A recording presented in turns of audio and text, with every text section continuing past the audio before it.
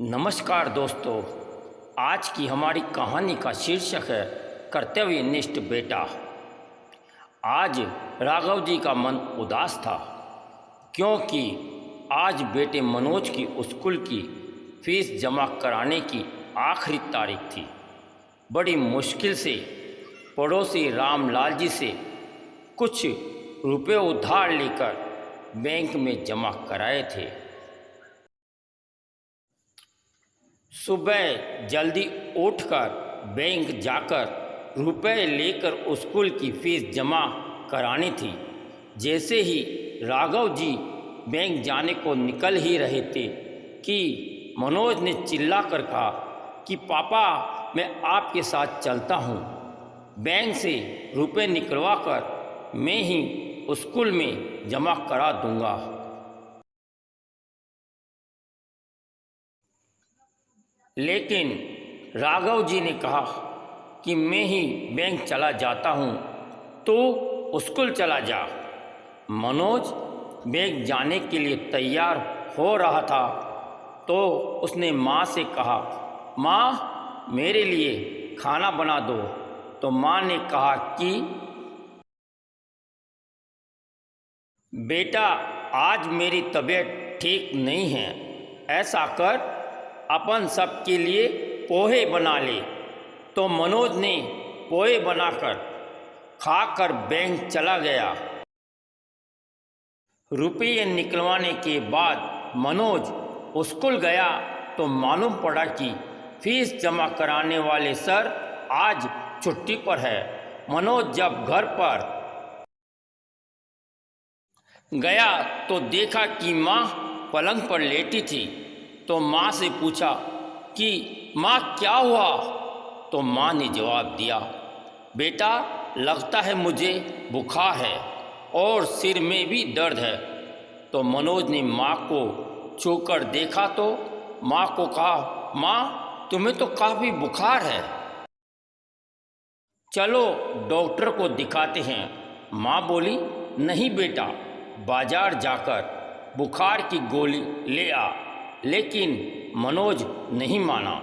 आखिर माँ को मनोज हॉस्पिटल लेकर गया। वहाँ पर ज़्यादातर रुपए फीस में से ही खर्च हो गए।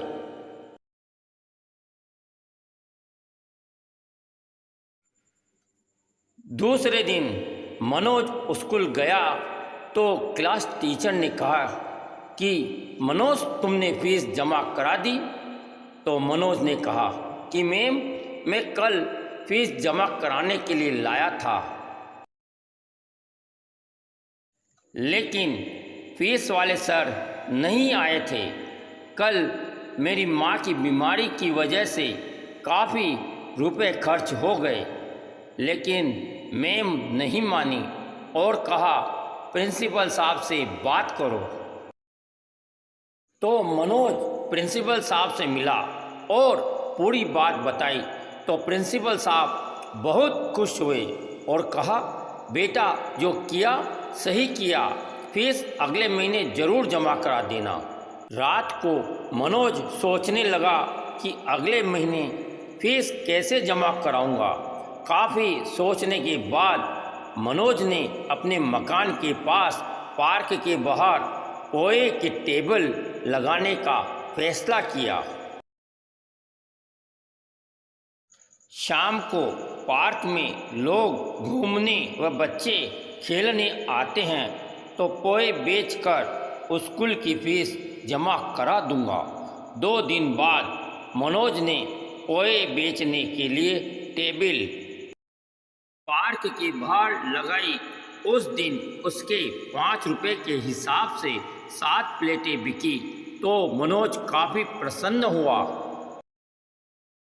अगले दिन 12 प्लेटें बिकी। इससे मनोज को काफ़ी फ़ायदा हुआ। पोहे जो बच जाते तो घर के लोग खा लेते। एक दिन पार्क में घूमने आने वाले बच्चों में से एक बच्चा मनोज की स्कूल में पढ़ता था। उसने स्कूल में आकर सभी को बता दिया कि मनोज पोहे का स्टॉल लगाता है। कुछ शरारती बच्चों ने मनोज का मजाक उड़ाया, लेकिन मनोज पोहे बेचना बंद नहीं किया। इस तरह मनोज पोहे बेचकर अपनी फीस और घर के अन्य खर्चों में भी हाथ बटाने लगा तथा पढ़ाई रात में कर लेता। इससे हमें ये शिक्षा मिलती है कि संकट के समय घबराना